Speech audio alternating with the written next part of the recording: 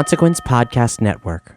This episode brought to you by Nick B. Nick B. Here's my fun fact about Nick B. Uh-oh. Nick B told me that pants is underwear in Britain. It is, Really? yeah. Absolutely. Yeah. I think underwear is like, this is going to sound Pantaloons? racy, but knickers? Knickers. Nick, will No, you it's add short for me why knickerbocker. they call... Nick? It all Uh-oh. points to Nick Oh, B. my goodness. If underwear is called pants, what do you call pants? Trousers? Trousers, yeah. Trousers, Yeah. mate. That's where the term trouser snake comes from. I'll teach you. Ooh, This no, episode thank you. also brought to you by Ryan. Ryan makes a bunch of dick jokes all the time, and I Okay. have to listen to them Yep. and pretend to laugh or roll my eyes, and they just never You don't have stop. to laugh, Jen. That's the patriarchy making I you. Yeah. know, Ryan. Ryan probably has the fake laugh at all the patriarchy jokes. Like anytime. That was a reverse Ryan shout. That's amazing. Yeah, anytime the word hard or hole or cave comes up, Ryan makes a dick Yeah. joke. Yeah. Yeah, because Thinks Ryan's it's real got good funny taste. every time. Yeah. Ugh. Well, Ryan, we appreciate your service. Ryan, lock it up, man. This episode brought to you by Spider Tom. Spider Tom. Okay, so Spider Tom requested the Australian funnel web spider, and they look terrible, but I've realized that I can look these up on my laptop instead of my phone, so I don't have to hold them. She's genuinely They're looking just away from it, though. staring She's at like, me. yeah. She's Oh my looking God, at the they're corner so of the gross. screen. Oh, they look like ticks. I love that they did spider facts to make me freaked out, and Jen gets Well, it's freaked out. because she has to know. look them up. I know. You get to sit on the couch like a goddamn king. Patriarch. Yeah, That's a patriarchy joke that's actually funny. and true. So anyways, these spiders are the worst. Can a funnel spider kill you? These are questions I want you to answer Anything can immediately. kill you if they try hard enough. Well, that's Also, true. where are they? All funnel web spiders should be treated as potentially life-threatening. Really? Even though only approximately 10 to 15% of bites are venomous. So it's Vites. like Vites. vites are venomous. She became German very suddenly. But they all should be considered potentially toxic. Just like a dating partner, only 10% will kill you, but all should be looked at as potentially toxic. Yes. Yep. Okay, so it's a member of a group of spiders known as Australian funnel web spiders. So they're only in Australia? Yeah. Okay. Most live in the ground, but a few species on the eastern coast of Australia live in wet forest trees. Ooh. And apparently they dig burrows, and Tom's nephew keeps trying to stick his fingers into these burrows. What? Never do that. So, hey, Tom's nephew, this is Why a would you public do that? service announcement. Yeah. Because it's like a hole and you want to stick your finger in it. Yeah. Mikey? That's normally Got it. something different for Mikey. Gross. Yeah. Hey, don't stick any part of your body into this thing because a spider will crawl on it and 10% might kill you. Yeah. Yeah. worth And that it. doesn't mean you can stick 10% of your finger in it. Just the And tip. it'll be Is it tip? safe. No. Make a tip tape. It's not This gross. episode also brought to you by Rebecca. So today we did A Quiet Place, Right. Okay. and one of the main characters is pregnant. Oh God, I know where this is going. Uh-oh. Oh God. I apologize in advance Oh God. to everyone. I looked up pregnant women pickup lines. Like you do. Yeah, as right. you do. Hey, Rebecca, Hey. is the baby kicking? Because your body is. That's actually sort of nice. And if you want to look kicking on your way to the emergency room to deliver your baby, make sure yeah. you visit Straight On Tell Disney on Etsy and get yourself some pregnancy Disney ears. The roundness of the ears will direct attention away from the roundness of your belly. Exactly. Although you are beautiful. if you are pregnant. beautiful. And now it's time for another episode of The Patreonicals. Create me some theme music. We do need some theme music for the Patreonicals, guys. So email what? us at Patreonicals. no. It's time to rock. I'm coming in with stories. Come on now. Santa My cock. Claus. I'm sorry. So, guys, come up with some Patreonical theme music and reach out to us on Horror Virgin at info@horrorvirgin.com or just on socials and SoundCloud, link it, and we'll use Wherever sound exists, we'll find it. Ah. it. Mikey, hit us with the story. Time. As you know, last week, Isaac the cannibal kidnapped Matthew, and Derek got impaled by the Mary Poppins umbrella. Yeah. That's right. It was left for, he died. Can I hit skip recap like on Netflix? Yeah. you can- so this week, Eddie wanders up to Derek's body and takes the umbrella out, like sword in the stone style. And then he uses the umbrella to bring Derek back to life. I'm sorry. So Matthew can bring people back to life with the Mary Poppins umbrella, and we're only finding out about it now? Yes. Okay. Wait. The umbrella has the power to kill and bring back from the dead. All right. So the umbrella also amplifies Eddie's Aquaman talk to animals powers. Oh, Dr. yeah? Doolittle. Yeah. Every time. So he sends out an alert, and then it gets back to him. Some birds come back and say, Right. I know where Isaac has tied up Matthew. Oh. Yeah, exactly like that. And so him and Derek, who's a little confused, but like he's like, I'm gonna save him too because that guy, killed me. Yeah, absolutely. And now I've got umbrella strength, Well, Derek so doesn't I'm have the umbrella. unstoppable. Okay. So they go to this little clearing. There's a tree in the middle, just so you can visualize it. Right. I Okay. love this. Matthew's tied to it. Ooh. Matthew's tied to it? Yeah, Like his bait? no, Isaac's about to eat him. Or Oh, that's right, because Isaac was taken. Yeah, I gotcha. Isaac's monologuing about why he doesn't want him alive anymore because his family died in some other nefarious I think it was an iPhone-related It explosion. was an but iPhone yes, explosion. Yeah. Isaac charges at Eddie and knocks him down because he's got the umbrella. He knows the umbrella is bad. So he's beating up Eddie, and then Derek comes to like jump on him, and Isaac bites his arm and bites 3 fingers off. What? From his arm? And so then Derek screams so loud. Yeah, when he was dying? Yeah. Or when he got bit? Yeah. Yeah. So high pitched and so loud, it scares Isaac off. I see what we're doing here. Yeah. Yeah. Eddie wakes up, hands Matthew back his umbrella. The rhinoceros comes, picks them all up to go. That's where it to went. leave, and then Isaac escaped. Wait, really? Yeah. So Isaac got away. Yeah. But so did everybody else. Right. Well, actually, Derek got an infection from the bite Oh. Ooh. after months-long battle in the hospital in the ICU. IV antibiotics. They put him on palliative care. Derek passed away. Yeah, Aspire Health put him on palliative Aw. care. And then Derek passed away. Oh. we're Surrounded sorry, by Derek. friends and family. Honestly, that's the best way he's died so far. Make sure you check back next week to find out what happens on that episode of Jeez. The Patrioticals. This episode also finally brought to you by Chris. Hey, Chris. Hey, Chris. So Chris wants to remind everyone that they are loved and they are not alone. And you Yes. know what? I was having a hard time and I posted something on Twitter and Chris checked in and he said, hey, hope you're doing okay. That's super And it sweet. was really nice. Yeah, Chris is a good guy. And we love all of you guys. Yes, we do. It's been interesting with the Facebook group that people have reached out when they've been feeling really low and stuff. Mhm. It's great. And watching the community like really Yeah. support people, It's been really really great. sweet. If you're not a member of the Facebook group, join. And it's an awesome community. It really is. Yeah. And thanks, Chris. We love Thank you. you very much, Chris. Will you follow me to the waterfall? I don't know. Because I just that met you. sound, that sound will match the sound of the theme music. Oh, you need a I'm gonna show louder you. theme music? Yeah. And then the theme music is safe. Yeah. Okay.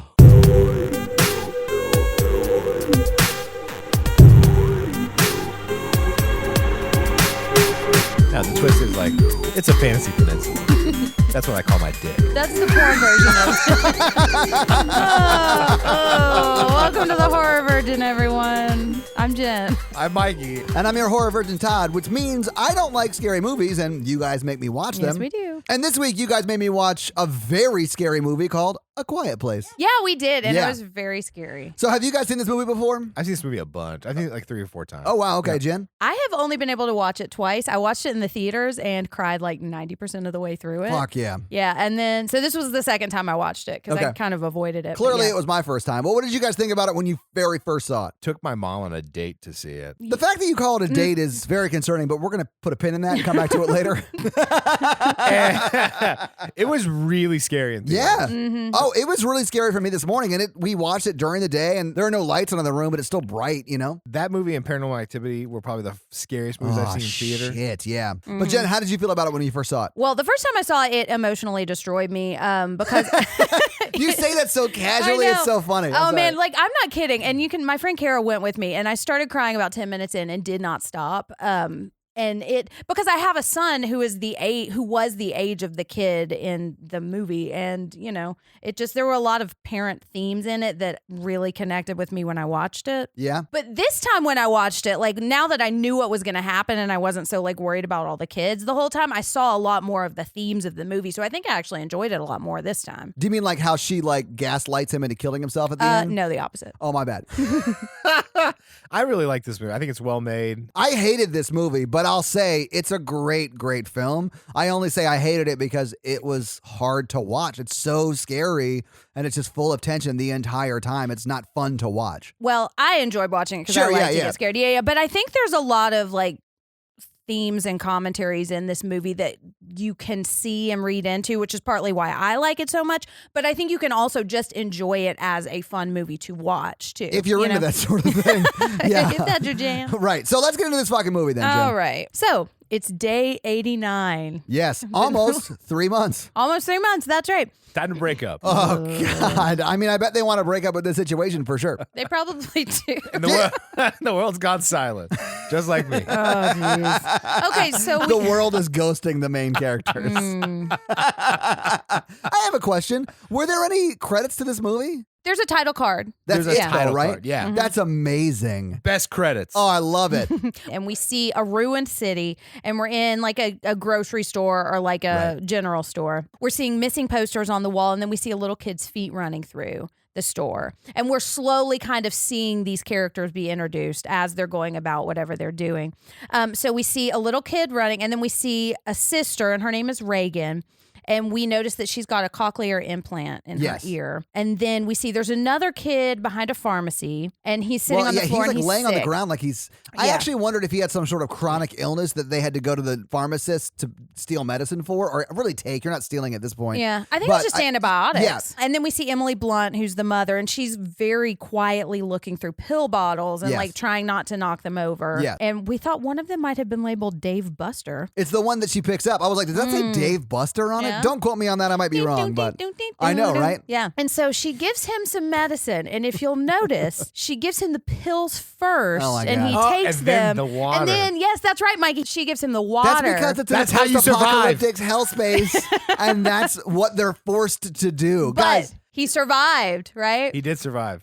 I mean, Hashtag pills first. oh Pills God, water's first. first all day. If you guys don't know what we're talking about how you take pills. Yeah. If you take them pills first, you're a sociopath. What was that Water episode? first. It was Misery. Misery, yeah. And so now we're seeing the kid playing in the aisles, and he's using sign language. Yeah, because And- Reagan's deaf, right? Yes, Or she has the implant, but she was deaf at some point. When it cuts to her, you can't hear anything. The sound design in this movie is very, very It's good. so It is, good, yeah. Because every time it's from her point of view, or we're supposed to be with her, it's silent. And I imagine the whole family knowing sign language is a huge advantage in this type of environment. Probably how they were able to survive. Yeah. All right, so he's signing about a rocket, and we noticed that he's drawn a rocket on the floor, and this is around the time I think I started crying this time. And he's saying Because that's you knew it was going to happen. Yeah. Yeah. And that is rocket shadowing on the floor. It is although I rocket did not shadowing. notice that. he's saying this is how we'll get away. Then we see him climbing up onto a ladder, trying to get a toy rocket on It's the top. actually more precarious than a ladder. Yeah, it's like a step stool. Yeah, and he can it's just like barely a reach crate it. or something, and it starts to move as he's reaching. Like I was like, no, don't do that, you stupid kid. Breaks my heart. And yeah. so he's trying to grab this thing, and it falls off, and she just barely saves it. But so then we see the dad, who is John Krasinski, Jim from The Office, and Beardy he McBeard sees face. them. Beard and a sweater. in He's this more movie. Jack Ryan than Jim in this one. He's more jacked, Ryan. Uh-huh. Yeah. Yeah. Yes, he Absolutely. is. That sweater can't hide those muscles. Jen's a real sweater queen. Yeah. They're warm, Todd. I have a pullover on. So the dad sees, and so now we notice that the dad, I'm probably going to call him Jim. Yeah, probably will. Yeah, is putting stuff in a bag for a radio. And then the mom comes back and says it's time to go. And we see the little kid, his name is Bo, and he's like 4 years old. I'm amazed you got people's names just because I don't know any of their names at this point. I know mom, daughter, son, dead son, dad. Well, Like, I that's got them all from know. end credits and IMDb. Oh, 'Cause okay. I don't think Yeah. they say it I in don't the think movie. they do either. Yeah, they never say Bo. Yeah. Right. But so he's walking up, and we can only see him from behind, but they're all staring at him in terror. And the dad walks up really slowly and takes that rocket ship toy out of his hands. And it's so sad. And He takes the batteries out. Takes the Yeah. batteries out. Yeah. And he says it's too loud. And just the look on this little boy's face, it's so sad. Why didn't you just give him back the rocket without the battery? That's what he should have That's done. what he should have done. Or put the batteries in his pocket, or like taking the batteries out of reach, because he's saying it's too loud and the son is upset, and then they leave. But as they're leaving, the sister gives it back to him. Yeah. And then she leaves, and then we see him take the batteries. Yeah. That's a little battery shadowing. Because so what you sad. expect to happens. Yeah. So as they're walking back, and and we notice they're all barefoot, and they're walking on a trail of sand also, and then they're walking on railroad tracks. Yeah, was it sand? I couldn't tell if it It's was like either sand or corn. cornmeal. Yeah. It's probably most likely cornmeal, Because they have you a asked shitload of corn. exactly. And you asked at one point, like, where did they get all the Yeah, sand? it doesn't look like they're close to a beach. That's Right. like my only thing. But it could very well be cornmeal. That explains it for me. But Right. It didn't bother me. Once you were Right, like, it's right, probably right. cornmeal, I was like, okay, cool, I'm on board. That's fine. Right. And Yeah. it just kind of shows that they have really thought through all They're of very this. resourceful. Yes, Yeah. very well prepared for this. I would add pillow shoes. Pillow shoes. That way you don't have to pour the sand. That's how you think ahead, Mikey. What if your pillow shoes get caught on a nail or something? Actually, the pillow shoes would have prevented the scariest part of this because she would have stepped on the nail and the pillow would have taken all of that nail. Now they get to the bridge. Yes. And they're in a line, and the dad, Jim, is carrying the son who is sick. And then Emily Blunt is behind them. And then the sister is behind her, and then the little boy is last in line. And as they get to the bridge, he gets the rocket out, and they hear the sound, but the sister who's closest to him can't hear it. And they just see everyone, she just sees everyone turn around and look at her and like look in horror. And then John Krasinski puts the other son down and just starts running to the little boy. And he's just playing with this rocket like a 4-year-old would do. And we see a creature coming off to the side. And just before John Krasinski gets there, it grabs the kid. I mean, it doesn't Swipes grab the at kid. the It kid. swipes at the kid. And like, it's brutal, man. It's so It rough. is. And they Ugh. show it, which was awful. And No, they don't. They show the swipe, but they don't show the kid getting hurt. That's it just fair. cuts to black. Yeah, but I honestly thought that Jim was going to get there. He was going to throw the rocket ship and that it was going to divert. Because that's a way to set up how aggressively like insane these monsters are without killing a kid in the first Yeah. 5 minutes of your damn movie. Well, I mean, it's terrible, but I mean, I It is like this terrible. because it's like these Oh, stakes man. are high. It Well, does. and he gave Right. an interview saying Yeah. that because so many times you watch movies and you're like, oh, there's no way they're going to kill those kids. And so now when you are willing to kill a child in the first 10 minutes, like before the title card, that tells you anybody in the movie's fair game. Yeah. You know, it's kind of like Game of Thrones. Yeah, You know? absolutely. Yeah. And from that point on, you're on the edge of your seat. Oh, You're like at a man. monster truck rally. You pay for the whole seat, but you only use the edge. Jesus. You know those commercials I'm talking about? Sunday, Exactly. I hate those commercials. Sorry, It's but big yeah. blue truck versus red truck. Bigfoot. You may not sit Grave down the digger. whole time. I mean, if you guys like monster truck rallies, that's fine. I'm just making fun of the commercials, not you. Okay? One time I had to DD my group of friends to a monster truck rally. Oh my god. It was the worst. We had to move seats. well, because you can only use the edge. I once saw Evil Knievel's son jump a bunch of school buses. Was that at cool? the Tennessee State Fair? That sounds awesome. It was that same crowd, but drunk at noon. It was interesting. His name is Captain Robbie Knievel. He got up and he was like obviously drunk when he was talking because he was like slurring his words and being very repetitive and stuff. And he started to pray before the jump, and he prayed for, I'm going to say conservatively, 4.5 minutes. And right towards the end of his prayer, you hear from the back someone go, "Go ahead and jump! Woo!" And then no one in the entire audience cheered along with her. So she just like slowly like sat down in her chair. And then went straight to hell. It was the best thing I've ever seen in my life. And then honestly, he jumped the 18 school buses or whatever. It was impressive. And he just nailed it and then we went home. He was drunk too? He was definitely drunk. Huh. I mean, Yeah. I guess you'd have to be, Yeah. you know? Anyway, let's move on. Anyways. And that's all very much like a quiet place.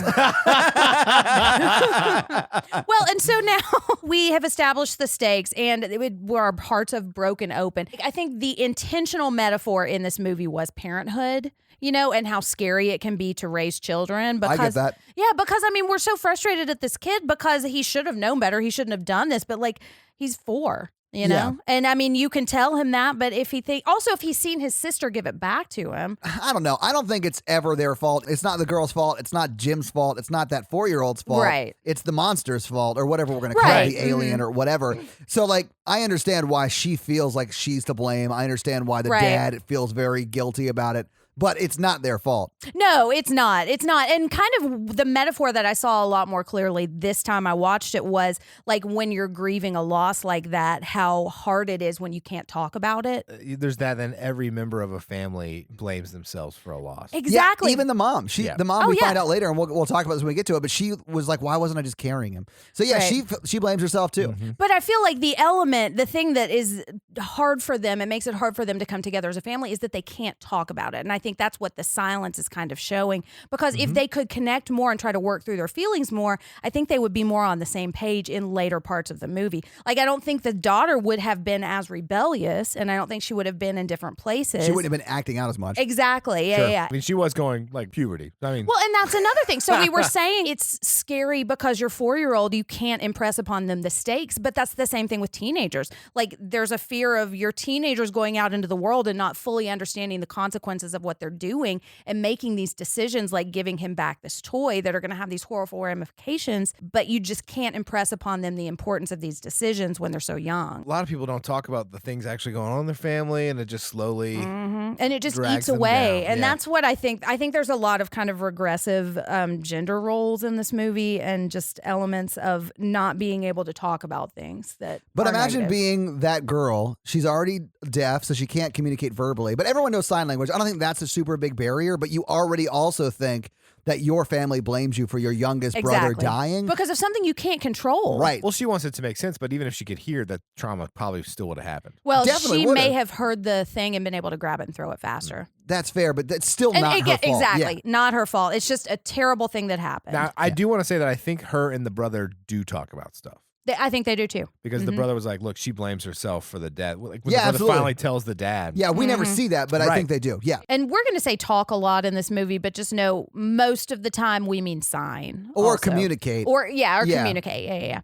And again, I think that it's just like in the Hush episode, I think that speaks to the strength of the acting that we're kind of hearing this in our And the language. acting is so good in this movie. Oh, it's really good. And here's the title card of the movie. So now the Yes. movie is starting and I'm already sobbing. Jim directed this, and He he did. knows how to do credits. He has one. Here's the name of my movie. Nothing else matters. We'll show you all that at the end. Your Let's vendetta do it. against credit. Would you agree with me that it pulls you in so much better Yes. because there's not, here's the person who wrote the movie. Right. Here's the person who sound mixed the movie. Here's the name of one of the actors. Like, I get why that's important, and their work should not be discounted at all, but it pulls you out of the movie, and a movie especially like this that sucks you in so quickly, that would be distracting. Yeah, it's almost like having 10 minutes of ad at the beginning of a movie or a piece of entertainment is distracting from the actual piece of entertainment. I feel personally attacked right now. So what you do in that situation is hit the skip 30 until you hear music, and then you're good to roll. Yeah. You can go back for our little theme music joke. I'm leaving that in. Was a hot pod tip there? Yeah. Absolutely. Woo. All right. So now it's day 472. Anybody got any fast math for that? That's 1 year, 172 days. Oh, shit. Is that right? No, there's not 300 days in a year. 1 year, 120 days. Boom. Okay. Got I it. am doing a CPA. Is that how you learn stuff from people? Yeah. And I absorb their knowledge. I will say this, ever since I've been dating a personal trainer, I have gotten a lot more fit. So there's that. What if there's a movie where that's like someone's superpower? Okay, I'm a secret agent and I have the power to absorb skills, but I have to sleep with people to do it. I think it's the porn version of The Matrix. I've got your first 30 pages right here, except a lot of them are stuck together. Tank, I need a condom. But they're thrilling. Need a condom. We've got to move Ooh, all on. right.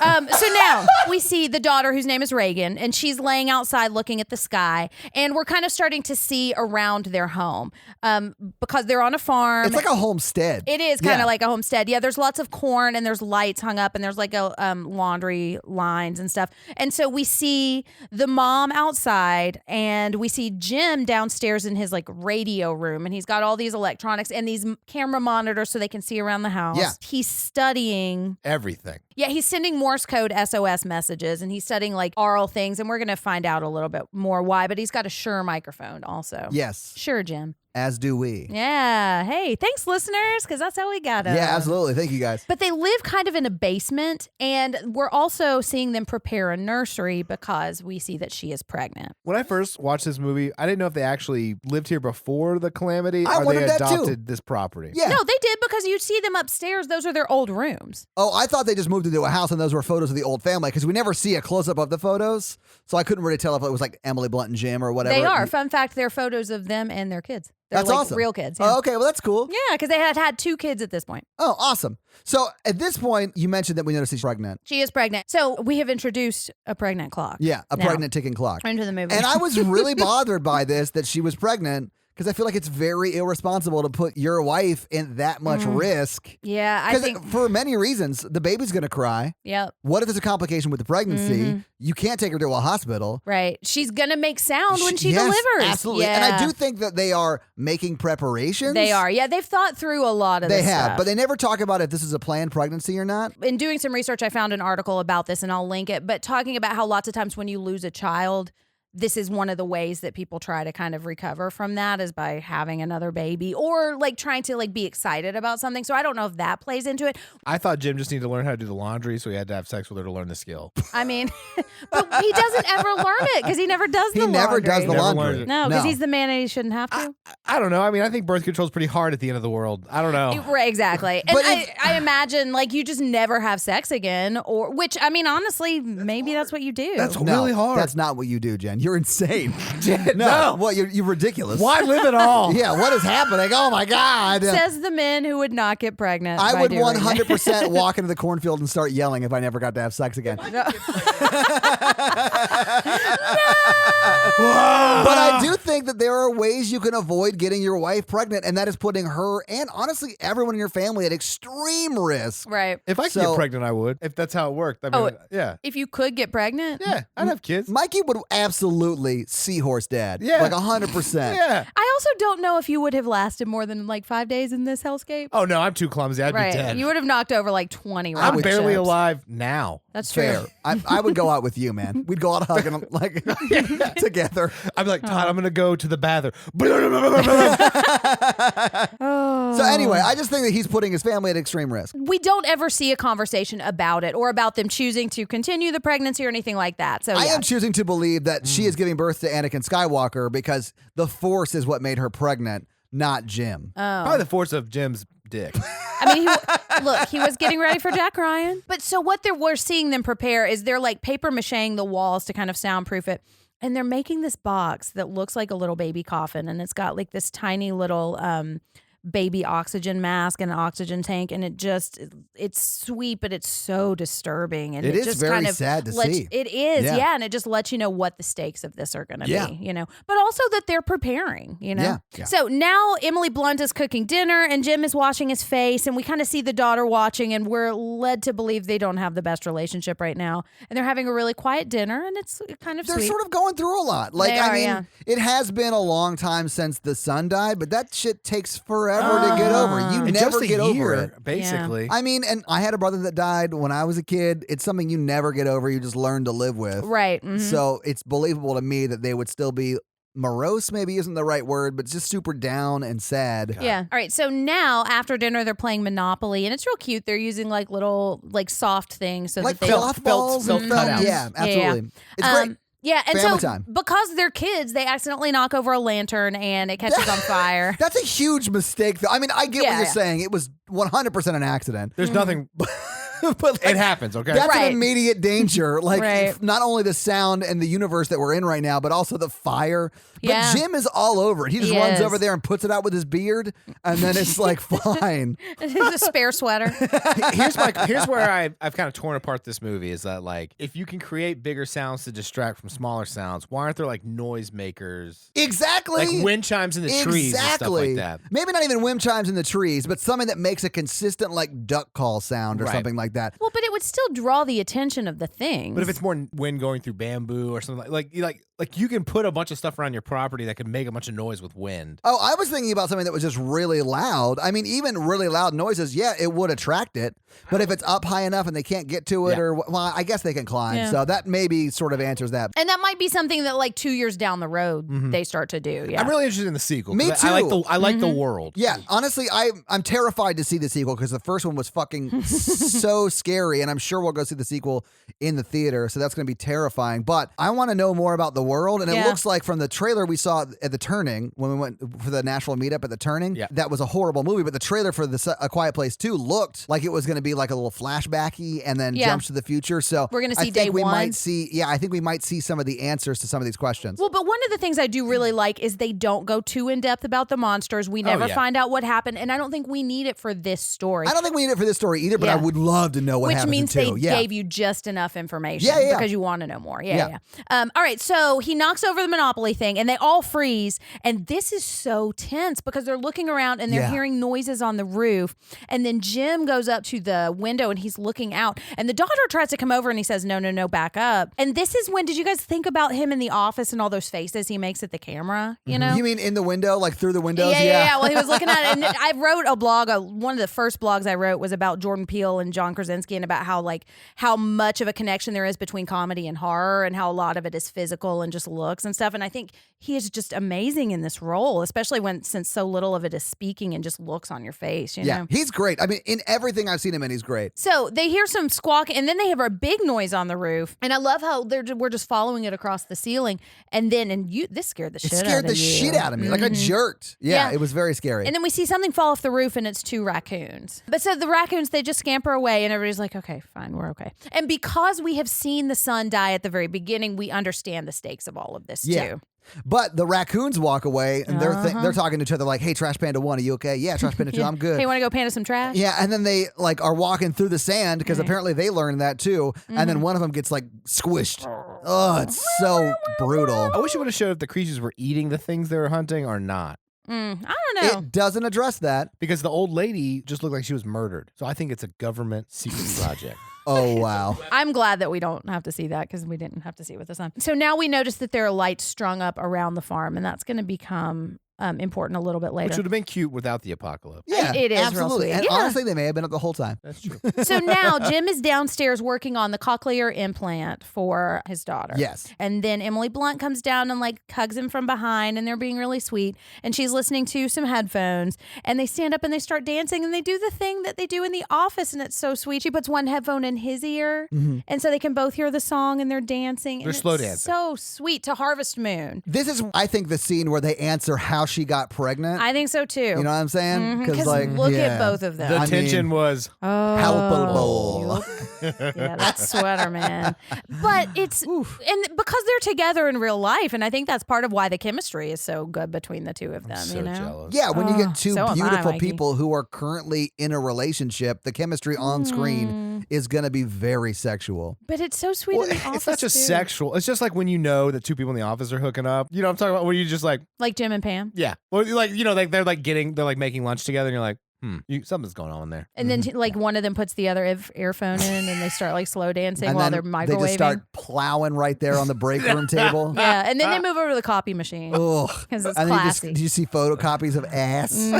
Yeah. And then they just put it all around the office the next Oh, day. yeah, it's Oh a my power God. move. Yeah, Mikey. Oh, they just send an email. Ooh, that's a real Mikey move right there. Anyways, so it's really sweet. But while they're dancing, like there's like this look of sadness on their face too. And I think because they probably would want to get down. You might make some noise. Oh, they want to get down.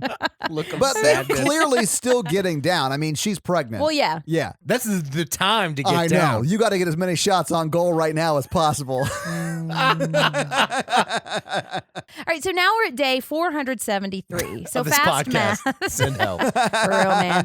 And I think more importantly, we see a calendar and we see we're like a couple of weeks away from her due date. Yeah, because we see like the day she's marking off or maybe writing a note on it or something, and then it zooms down and says due date. Smart. She's taking her own blood pressure and like charting her vitals. Yeah, as that's what it on the was. She was calendar. writing her vitals on the And on she's the, listening to the heartbeat, Yes, the fetal of the heartbeat. baby. Yeah, and it's so sweet. I like this moment because she looks happy but also terrified. Yes. She does a great job of emoting that without using any words. Yeah. And so we're seeing Reagan tiptoeing into the house. Jim is dumping more sand or cornmeal or whatever. Yeah, whatever it is. I like that they showed how he was doing that without making it like a plot point. Right. Just to Yeah. answer the questions Exactly. for how did that happen? Exactly. Yeah. And that he continues to do it. Yeah. Like he's maintaining It's this. something you would have to upkeep because like wind and rain and stuff would start to wash that stuff away. And we also see that on the floorboards there are little footprint spots painted too. down, yeah. So that as you tiptoe through, then you're gonna not step on the creaky boards, which is amazing. You don't want to get that creaky spot. So she's going into the house and she wants to go down in the basement and she's about to, and then John Krasinski grabs her and pulls her away right before he That can. also scared me. Anytime there's like a big jumpy moment, they really play it up with the music, and that always gets me. I don't understand why he wouldn't let her in the basement. I don't either, and I think that is one of his fatal flaws and one of the parts of the metaphor that I see in this movie. Because his working on the implants is his chopping wood. It is. I agree with that, but she never gets to see him Exactly. doing that, which is Right. an act of service for her, and that would make her feel love from him. She doesn't even know what he's doing. Right. Yeah, and I wonder if he didn't want to give her hope about it, except he keeps giving her the implants. So she knows that he's doing something. Yeah. I just don't know if she knows the level. I think metaphorically that was like his man cave. Sure. Where he chops his wood, deals with his feelings, protects his family, and then like no one else is really allowed down there except for his wife. And that's, I think, the problem because he's trying to solve this problem by himself and not allow anybody else to help. Because if she had been able to go down there, when she finally sees everything, she starts to put it together. And if they could have done that earlier, he wouldn't have had to die. That's like a stereotypical man thing to do, is like, I'm going to fix everything myself. I'm not going to ask for help. But if you actually read the book of this movie, they go into that. So like he had to collect those cochlear implants from somewhere. So he was going out at night and killing people. Really? And then taking their implants and bringing them back. And he didn't want his family to know that he had been murdering He had to people. clean all the blood off first. Yeah, exactly. His wife could understand. Right. Because she would sees get the it. bigger picture. Yeah, she would get it. But the daughter, she's just too young for it. She doesn't understand. But yeah, I do think that there are some like regressive gender roles and like traditional family stuff. Agreed. I just had an epiphany. If you snore, you're like screwed in this universe. Oh, yeah. But I think they Oh my sleep God. downstairs. Like you see that they live downstairs because the same thing with coughing, Yeah. you know, or tooting. You can say fart, Jen. No, I can't. Toot. I'm I a tooted lady. to death. You know what is hilarious, though? In this universe, someone diarrheaed to death. Ugh, I'm sure they did. John Krasinski gave an interview about that, and he was like, yeah, you would just have a pillow around and fart into it so it would muffle the sound. They call them fart silencers. That's why you can't wear the pillow shoes, because you got to keep all those pillows around for farts. They're on your butt. That's why you move your family into a Bed Bath & Beyond. Also, no more beans. But beans have so much protein. Yeah, but they're the musical fruit, Mikey. And the more you eat, The more you toot. Mikey? And tooting is a death sentence. it is. In Technically, this you would just universe. need to go to like Niagara Falls. I'm sorry, what'd you say? Niagara Falls. Okay. And then like you could live around there, right? All right, so now he's pulled her away from the steps and they go out and they have a conversation about what he's doing. He's trying to give her the cochlear implant. The updated one, Yeah, like the a newer updated model that he's been fiddling with to see if he can get it to work for her. Right, Yeah. right. Or work better. I have some fun facts about how those devices work, but we're never exactly sure what the problem is. I think it just maybe it's losing power or it's older and it hasn't been updated or it's just not working as well. My headcanon is like her first one broke. It could and, be, And they have yeah. to be finely tuned to the person's implant. I think they do. And then so like, he's just been messing with it, trying to make them all work. And I'm sure that there's such a wide range of people that those help. So Yeah. you have to like dial in that implant for the person who needs it or is Exactly. using it. So I'm sure that that's what it is. But she's very frustrated with him because he keeps trying and none of them work. And she's just like, stop, Dad. Right, yeah, Just stop. Yeah. Well, and because I think if she's looking at herself as defective, and we're Right. not saying she is, but Right. if that's how she's feeling, and blaming the death of her brother on this disability that she has, I could see her looking at him constantly trying to help this as trying to fix her. Yeah. Which would reinforce to her that he doesn't think she's enough. All right, and so now we cut back to Emily Blunt, and she's teaching her son up in kind of their little loft area. Yeah. And Jim comes up and says it's time to go. And the son, we don't know where they're going yet, but the son does not want to go. And she says, your father will always protect you. And that it's important that he learns these things so he can grow up and take care of himself. Right. And take care of her, which I think is another kind of playing into the regressive gender norms of When this she's movie. old and gray. Exactly. Yeah. Just reinforcing him being the next man of the house. Yeah. And these are the responsibilities. Because as they're going outside, he doesn't want to go, but the daughter does. But he won't let her go. He will only let the son go who doesn't. So, like, just swap them. Yeah, And I then mean, you could have absolutely solved could do a that. lot of problems. Because I do understand the need to have someone stay at home with the mom who is Right. very, very pregnant, could be due at any point. Right. So, yeah, bring the daughter, leave the son. I mean, that's what they would prefer anyway. Exactly. Yeah. And that would have made everyone on the same page. It solves a lot of Yeah. problems. But I do think you're right. It sort of supports that regressive gender role. Well, after Exactly. the big argument, he's like, I'll take her next time. Did he say that? Mhm. Oh. Well, and I think part of his justification to himself about that, because I don't think this is what he's intentionally doing. I just think that's how he views the world. Okay, she gets mad and walks away, and then she goes up to her room and she's testing out the cochlear implants on her bed and puts it in and like snaps right next to her ear to see if it worked, and that freaked you out. I a was lot. just scared for her. Right, yeah. But largely because she's deaf and like she doesn't know how loud she's snapping. Right. Because you can snap very quietly or you can snap very loudly. And if you don't know, you don't know. You right. know? If you don't know, Exactly. now you know. You know? So I was afraid that she was going to get killed right here. Right. But yeah, but she doesn't. Yeah. She starts crying and it's really sad. And then she packs her things up in a backpack and she takes out something that's wrapped in a handkerchief oh, it's so sad. And she puts it in, but we don't see what it is yet. I called it though. So now Jim and Marcus are at the river, and the son is really, really scared that he's going to make noises and that the monsters are going to come get him, which understandable because he saw his brother die that way. Yeah. Yeah, this is where we learn the rules of this universe, right? So if you're around sounds, as long as you're making sounds that are quieter than the sounds that are like pervasive, you're fine. And he teaches them that here by going up to the waterfall and then yelling, and they sort of are talking just like we are talking right now, and it's fine. Well, and one thing that I was reading about this too, and I think you can tell, it's just the way that Jim signs is very like, this is good, this is safe, this is not safe, very like cut and dry, these are the rules. It's very definitive. Exactly. It's less conversational. Exactly, but the way Emily Blunt is signing, she's like trying to have her kids like experience the world, like she's making jokes with them, and I think that kind of plays into their characters, which I think is a really smart thing that they did. Yeah. And that the teen daughter is very like defiant and short and like she's very her dad.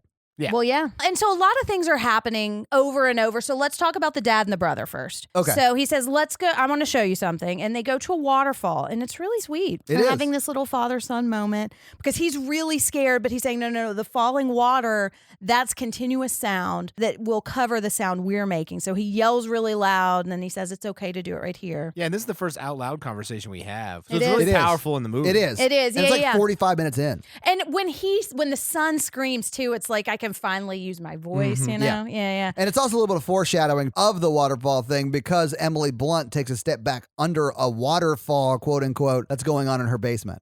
But so later they're at a river and they're talking. Marcus is asking if Jim blames Reagan for the son dying. And he says he doesn't blame her, but Marcus is saying, well, she blames herself. And she thinks you do blame her. Exactly. And asking if he still loves her. And he says, of course he does. And Marcus says, but then he should tell her. And I think that kind of plays into like the silence is a metaphor in this movie too for like things that you don't say that are going to come back to bite you. You Absolutely. know? Because they can't talk about it and he can't be open with his feelings. He has to repress it. And we didn't talk about this earlier, but we see them all grieving this person by Separately, themselves, individually. not together. But it's so hard because like, I grieve by myself. It's so hard to, I don't know. It's just so. It's really fucking hard. But when you talk to people about it, it helps. And it's scary and it's hard to do. But it does help, you know? Not to paraphrase Brene Brown, but it's all about being vulnerable with the people that you love. And that's something that you just have to learn, and it really does help. Well, and writing too. Like a lot of the things that I've talked about, I've written down first and shared with people because that's an easier way. So that's something they teach you in therapy. Yeah. Write it down and And then you can have some, like lots of times I will write something and then have Corey read it and then we can have a conversation about it because he already knows. I guess because in my family, I'm always like the strong people come to me to grieve and they will talk about their grief, which makes me not feel like I can be as vulnerable with my family in that small area. I understand that. I think you should set a boundary with them and be like, hey, listen, I am a therapist, but I'm not my family therapist. And it's not like that, but like, you know, when someone's like hugging and crying and like, you know, like I'm really sad about this and I miss them. And it's like, it just. But you can hug and cry back and also talk about how you miss them or whatever, or, you know, But whatever I'll the talk situation about it. is. I just don't lose that control. Well, and so that I think we see that with Jim. Yeah. You know, I think he has put himself in the sole responsibility of taking care of everyone else and will not allow himself to show any kind of weakness. And I think that's ultimately what. Yeah, I have some problems with that. Well, and I mean, it's hard. You know, I do that too because it's hard to let your guard down. It's the feeling that if I bring it down just a little bit, it's going to flood in and overwhelm me. You know, hey, therapy is awesome, guys. It is. It really helped me quite a lot. Yep. Okay, so mom is doing the laundry and she starts and she's down in the basement where the radio and laundry are. Right. And as she's pulling all of these clothes up, she pulls a nail up on the steps. Yes. Which is for a little nail shadowing. It is a prime example of nail shadowing. Yeah. You know, they really nailed it. They did. I don't nailed like it. nailed. No. No, I didn't like it in Home Alone, Nope. and I don't like it here. Yeah. So as she's going upstairs and she's putting laundry out on the line, then she starts looking up at the window and she goes upstairs and sits in what we're going to find out is Beau's old room because Right. we see the rocket ships everywhere and she's sitting and just holding a stuffed animal and crying and it's so sad. And it's again, we're seeing her grieve alone. Yeah. I mean, we see all of them grieve alone pretty much. Well, because now the sister is walking back to that bridge and she finally gets to Beau's little memorial there where there's a cross and pictures and it just makes me so sad. And she Okay, I'm not gonna You cry. want me to take it? Yeah. All right, so she takes out the handkerchief and it has the rocket ship in it, but it's cut in the middle. Well, I mean, you could tell it was like Yeah. destroyed. Right. Yeah. And she cuts the green wire. This is super risky because she's deaf. She's not 100% sure she cut the right wire. Which is such a good point that I know. never thought about. I know. And then either. she turns it on. So she is either suicidal or very confident. And maybe both. Both. Yeah. And anyway, so it I think starts she's lighting up. because I think she's a lot like her dad. Well, I and think I so, also too. think she's a teenager, so she may just not have thought about Right. that. Yeah. So You know? she turns it on, no sound, It and she lights puts up, it down. and then she yeah. puts it on, and then she kind of lays by it. And it makes me so sad because if they had just done that, then he would probably still be alive. They probably didn't think about that. I'm in the sure they moment. did. Well, and that's one of those things like there are a million things you could walk back and say if we had just or done do. this. Walk back and do. Exactly. But that's the thing with any tragedy is that you look back on that Right. day and there's a million things you could have done differently. It's hindsight bias. Mm-hmm. You know, you cannot Yeah. expect yourself or blame yourself for not knowing things you had no way of knowing. Yeah, one of the things that I had to work through a lot when I was in therapy, shortly after my brother died, was blaming myself because I told Dustin to change the radio station, and that's what he was doing when he veered off the road and hit the phone pole. So like I blame myself for all of that shit because I asked him to do what he was doing when he hit the phone pole. So Yeah. yeah, And like y- you but do struggle with that. It's Yeah. rough. And it's like even though your head knows it's not your fault, it still feels like your fault, you know? Yeah. And I'll say this, all of them have those things. Like the mom thinks, why didn't I carry him? Why did I let him walk? And the dad is thinking, what if I just got to him in time? And the daughter is thinking, what if I had not hurt handed it back him. to him or hurt him or whatever? So everyone is sort of dealing with that, except for I think the son that lived isn't really dealing with him that much. Right. Because honestly, he was sick and the dad was holding him. And I also think he's a little young to maybe feel responsibility probably- for that that's too. probably true, too. Yeah, but yeah, they all have it, and any one of those things would have saved him, but none of them did anything wrong. So as Jim and the son Marcus are walking back, they come upon a really creepy old rundown house. it's so scary. And then all of a sudden there's an old man. It's an old man jump scare. Yeah, it is. Yeah. And it scared the shit out of you. I think you knocked the ottoman over. Yeah, at it was this point. terrifying. Yeah, it was very, because you have to be so quiet through this movie to watch it. It's the tension in this movie is amazing. Yeah. And so, because he runs into Jim, and Jim has seen this person, and he's like looking at him, like doing that little thing that you've probably seen from the trailer. Well, they also see that the guy's wife has died. Yeah, or and a it doesn't- woman. Yeah. Well, okay, yeah, but an older woman who looks like it would be an age appropriate to be his wife, Mm-hmm. right? And you half his age plus 7.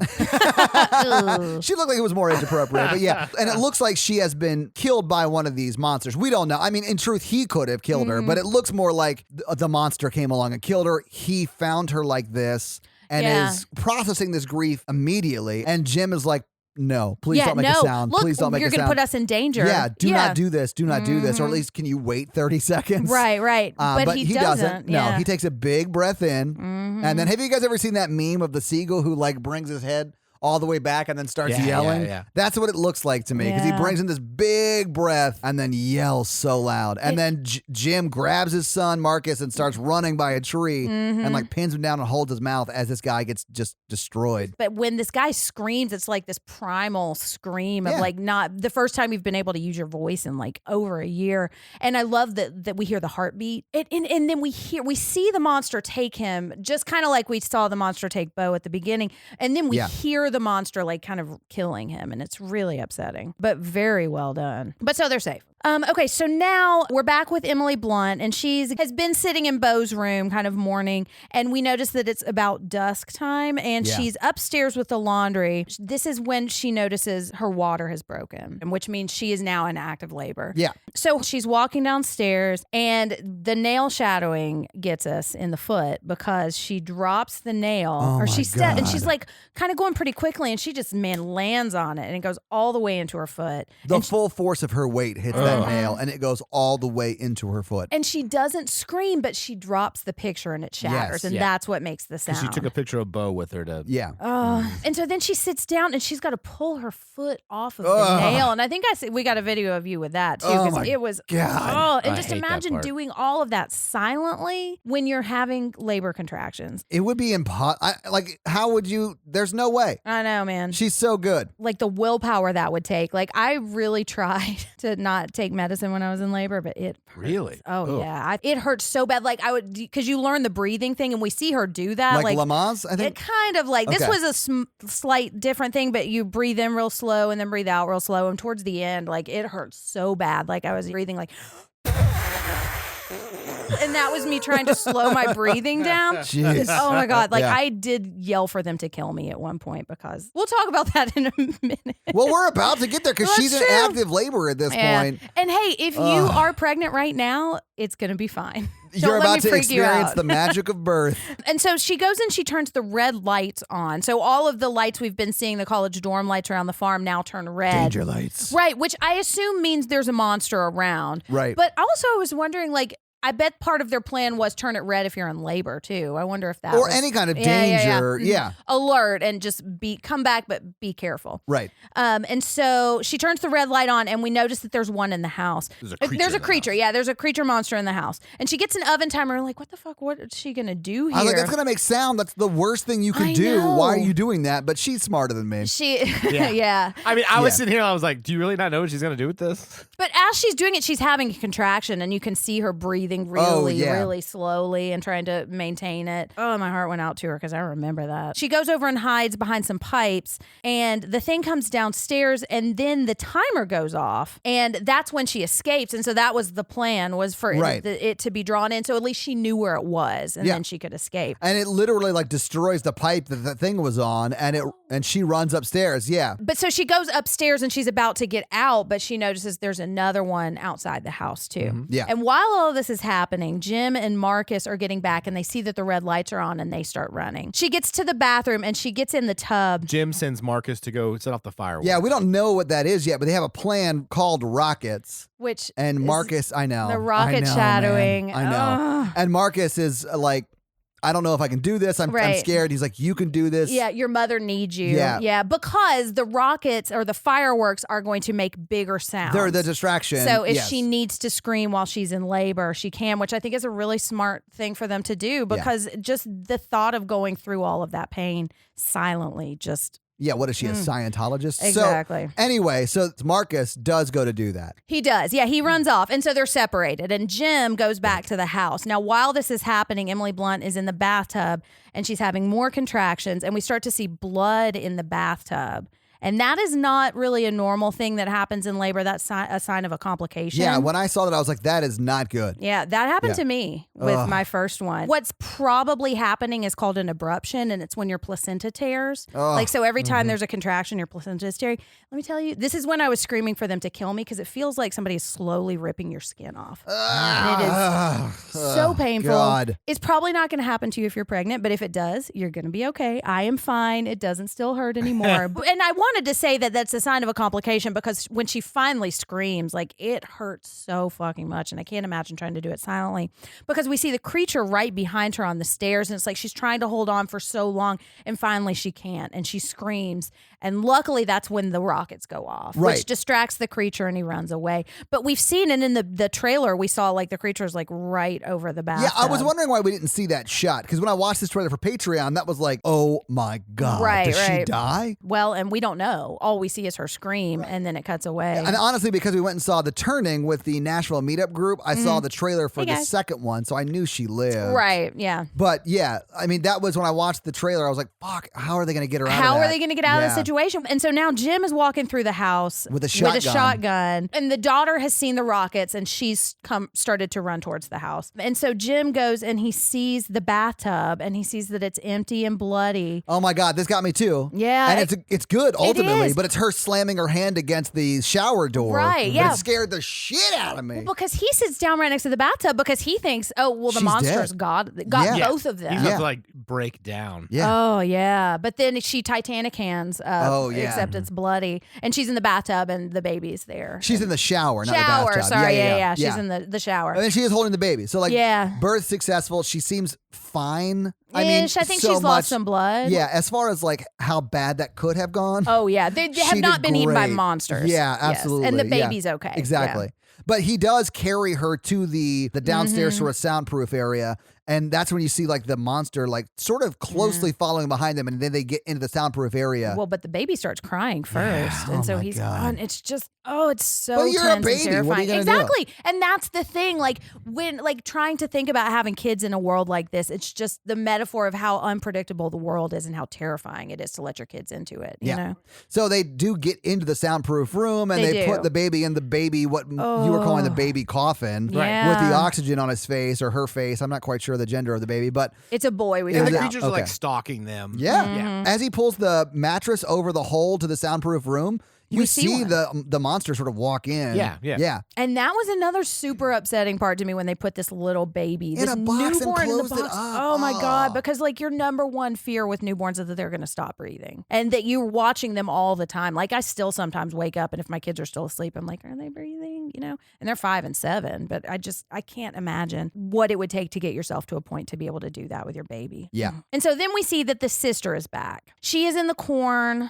And the monster is behind her, but she doesn't hear it. She has no idea. Right. And she sees that the other brother had run all over to like the combine or whatever that tractor thing was. And then he had crawled under that and he dropped his flashlight. So she is diverted as she's walking by the sound by the flashlight, and she's looking down by the flashlight, and she's distracted by that light and doesn't realize the monster's coming up right behind her. Right. Although the monster doesn't realize she's right there because he can't see Right. and she can't hear. Neither of them know they're there, but Right. her implant goes insane. Yeah, it starts feeding back a Right. lot. Yeah. And she has no idea why this is happening, but as the monster starts to listen and he opens his ear canal or whatever you call that, you can tell, like we know as the audience that cochlear implant is like making her a superhero right Right. now, but she has no idea. And the monster does run away. Yeah. And so now we see a flashback of Bo dying from the very beginning, and then Emily Blunt wakes up. And I Yeah. love that they threw that in because it just shows that she's still dealing with this. Yeah. But she wakes up, and Jim and the baby are there, and everybody's okay.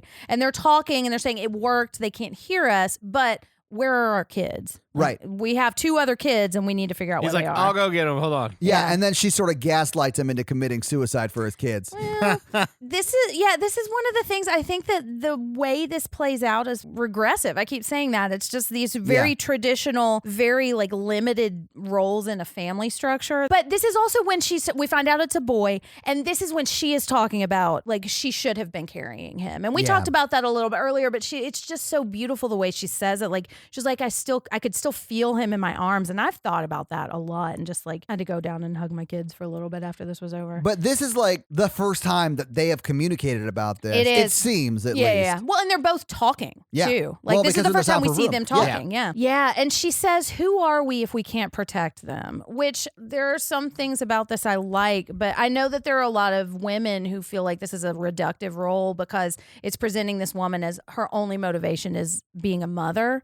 And I don't know if I really see that because I think the story is just very simple and linear, you know, that I don't think it's reductive to present her motivation as only protecting her kids, but I do know that's a criticism. But I think that's Jim's only motivation. I think so, too. I mean, I think all they have is their family. So I agree. All of their primary motivators are protecting their family. And I don't see it as reductive because she doesn't go out. She just gave birth. Right. And Yeah. she is literally recovering. She has an IV in. Right. She's getting fluids. And later in the movie, she's a fucking badass. She is, So, but like, what I have a problem with is when you say, who are we if we can't protect our kids? And there are so many women who view, once you become a mother, it feels like that's all you are anymore, you know? Okay, I and you can have see to, you lose a lot of who you are, which is part of why I love having this podcast because like when, like my kids are 2 years apart. So there was a good year where I was just like changing diapers all the time and not sleeping. And it just feels like you give up everything to take care of these kids. And I feel like it just wears you down, you know? my mom And- used to say, because we were all 2 years apart. Yeah. Or right in that range. She used to say I was breastfeeding and changing diapers for 8 years solid. Yeah, and Yeah. and mine was I only had 2 kids, but yeah, it's like, and you get out of that haze and you realize that the world has kept going and Yeah. you're not part of it, and that's why I think sometimes some of these, and I'm not necessarily saying this is in the movie, but like when the woman is solely responsible for that, it really takes over your whole life. And one of the things I think is wonderful about Corey is that he is so helpful with all of the things that a lot of men would look at as like the woman's job, you know? Like I grew up in a house where my dad didn't change diapers. I think the benefit of my generation being raised by a single parent and that single parent being the mom, a lot of people my age and men my age are okay with like changing diapers and doing the dishes and helping cook and clean and stuff like that. Right. And I think it's the ones who are like really super regressive that are the like, well, that's your wife's job. Why? Exactly. Or they'll make jokes like, I got to load my dishwasher by getting my wife drunk. Yeah. Like that kind of shitty, or I have to stupid babysit humor. my own kids. Oh, yeah. I mean, honestly, I don't think I've ever heard someone my age or younger say that. But so now we cut back to Reagan in the corn, and she finds Marcus's flashlight, and then Marcus jump scares the fuck out of Todd by grabbing her hand. God. Yeah, but now they're reunited. Yes. And it feels so good. It does. But also, they're still scared. Yeah. And John Krasinski has come out of the house from under the mattress, but we notice he does not, that the house is starting to flood. Well, he doesn't because the water has not yet reached the hole they're in. So he walks out not knowing what's going on with that. It starts going into the hole. It's a dripping clock. Oh, yes, my God, Mikey! You did it! 2 champs! Yeah. Nailed it. I thought I'd play along. It's drip o'clock. Oh, that's a good one. I'm actually going to use that in my personal life. First, it's Dick Drip o'clock. leads to Dick Yeah, o'clock. Dick o'clock leads to Drip o'clock about 40 months later. Oh my gosh. 40 weeks later. I'm ready to knock somebody up. Well, you heard it Ladies. here. Mikey is single and available. Ladies. So now they have somehow they've climbed up to the top of the silo, which I think was probably their meeting point. Well, that's also what they were lighting fires to signal to other people. Yeah, which is a great idea because you got a bird's eye view and you can hear them In crawling the beginning up. of the movie, when they do that, it doesn't do anything, so I don't know how that would help at all. Because Jim would walk out and see the fire. top of the thing on fire, and then he would I go thought she to was him. looking out in the distance for the other fires that in the beginning of the movie. I don't think so. Oh, like in Lord of the Rings? No, it happens in the beginning of the movie. When he lights the fire, there's like 3 fires in the distance. But Yeah. I was like, what is that going to do? All they're going to do is light their fires and be like, Hey, we're fucked over here. Right. You guys still fucked. All right. All right. So now he goes downstairs and looks at the monitors trying to find them. And while he's doing that, they're having a conversation because she wants to go back to the house. Right. And Marcus is saying, no, wait, Dad's going to come. She's like, no, he's going to come for you. He doesn't love me. Yeah, they're still on top of the corn silo, silo yeah, or yeah. whatever. And, And and he's like, no, he's going to come for both of us. And then he Right. falls. But she doesn't see it just yet. Well, That's true. This is a sibling thing because I'd have been like, I don't have time for your issues, Becky. We just got to go find them first. Right. Yeah. But it's like a teenager thing. Like I get don't it. know. I understand. So he falls down. He, being Marcus, falls down into the corn silo. So some of this is kind of cutting back and forth. Yeah, so 'cause- let's just talk about the silo first. Yeah, because two different main character sets, like the kids and the mom, Yeah, and John encounter. Krasinski, yeah. Well, yeah, they encounter a monster, right? And they have to deal with their own monster. They do. alone. Oh, Metaphor. they do. So let's talk about the corn silo, the kids. Yes. So he has fallen through the silo and Right. she hasn't noticed because she couldn't hear. Right. And so she walks around, she's like, what the fuck, where is he? And then she sees that he's down there and he's like sinking into the silo. And I didn't realize that would be a thing that happens. Oh, but yeah. That's terrifying. And she's signing to him, don't move. And I think Yeah. if you stop moving, the corn would settle and you would just stay. It would, but I can imagine panicking. Oh, I would fucking panic Right. too. Yeah, absolutely. But he can't see her signing that. Right. Because he's panicking. And while he's trying to climb out, one of the doors that opened drops down and almost hits Falls him. right on top of him. Yeah. But Reagan just jumps in. Yeah. And unlike Rose at the end of Titanic, gives Marcus the door, and Marcus climbs on top of the door, and then she starts to fall into the corn, and then he reaches in and pulls her out of it onto the door. Right. And so they get on top of the door and they're both okay and Yes. they're hugging for now. Right. Because then we start to hear, because all of that has made noise. Yeah. So much noise. And yeah. now they're starting to hear, and it's in a silo, so And they we- can hear the thing crawling We out. also see John, who has left the basement of monitors, and he's out on the tractor that's in the corn. He's standing on top of it, and he sees the monster run towards the silo. Right past him. Oh, and I yeah. loved that. Because then he's like, oh, fuck. And now I got to run that Yeah. way. Yeah. And he starts running. And then we leave him for a minute because we're back in the silo and the monster just jumps straight in. Yeah. And that scared you a It lot. scared too. the shit out of me. Yeah, It's man. a scary movie. It's very It is. scary. Yeah. And so they're getting under this door door and the monster is on top of them and it starts to feed back again. Her cochlear implant does. And the monster starts to like freak out and then he claws through the door and then leaves. Yes. Like claws through. No, he jumps out. He jumps through the silo. Yeah, he creates a window. He does, yeah. And they look up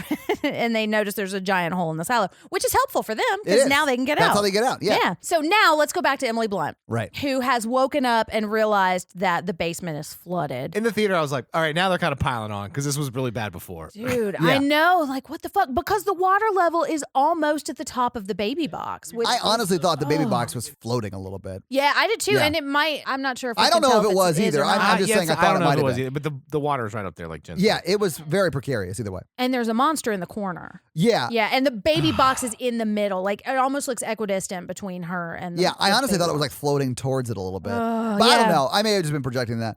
But Emily gets up out of her bed and like slowly puts her feet in the water. And then that's when the monster goes underwater. And I was like, what the fuck? Right, they can swim. Ugh. Yeah. And so she walks over to the baby who is awake, so could cry at any moment, and picks him up and holds him like real close. And then the monster is like right, like as close to the box as she is. Yeah. Like right in front of her. And then she slowly backs onto the waterfall that's coming down from the water on top. Right. And has been making noise this whole time. Yeah. Yeah. Which is, again, I think that's what the noise buffer protection they have is. Yeah. Well, and because the baby is softly making sounds. Yeah. Now, this is when it's attracted to the noise at the silo, and then it leaves Emily Blunt alone. I think it might be two separate monsters. I thought it was two No, separate it's the monsters same too, one. but you It's- might be right because that is in the path that does cross in front of Jim. It's the So- one that runs Yeah, by that makes Jim. sense. Because this Yeah. is the only creature on the farm because the other two come at the end. So Emily Blunt, once the monster leaves, she goes down into the other house, into the radio room that's not flooded with a baby. So she's about to see everything that's going to happen. Yeah. Yeah. So Jim gets to the silo and sees both kids jump out. Yeah, and then he hugs them both. Oh, Yeah. that's so sad. Yeah. But then they hear a monster. And so they have walked past like kind of a shed with some tools and a tractor. And Right. then there's a truck parked next to it. So the kids go run inside the truck. Well, he and they're tells them to go hiding to the there. truck. Yeah, go hide there. And he should have gone to the truck He too. should have gone inside the truck, But too. because he's stupid and these monsters who are bulletproof, he decides to grab an axe to fight them. Yeah. He gets sliced down by one because he gives it enough time and makes enough sound for it to close in on him and slice him as he starts walking away. I hated this part of the movie so much. I was like, did you're too. so dumb. It's so frustrating. And I feel like when he's like looking at himself as the sole protector, like he has to defend them instead of going and hiding with them because he could have done that too. Yeah, and they all would have survived. And they would have, because the feedback would have happened when the monster came to the truck. Now, what we were saying earlier, like these are game time decisions. And I'm sure if he Right, looked I am objectively. sort of Monday quarterbacking. Exactly. Yeah. The thing I learned most, but this watch through, is that the first time she doesn't even know anything that's happening. Yeah, she Right. only has had the experience where she knew one was on her Right. and the feedback was happening. She's only had that experience once. In Right. the silo. Yeah. Right. And also, if you've got a ton of feedback in your ear, I imagine it makes it very hard to think. Yeah. Too. Like all you want is that to stop. So the alien or the monster like slashes at Jim. Yeah, like and he knocks him down, like, away. 10 feet away. Yeah. And the son sees it and he says, "Dad,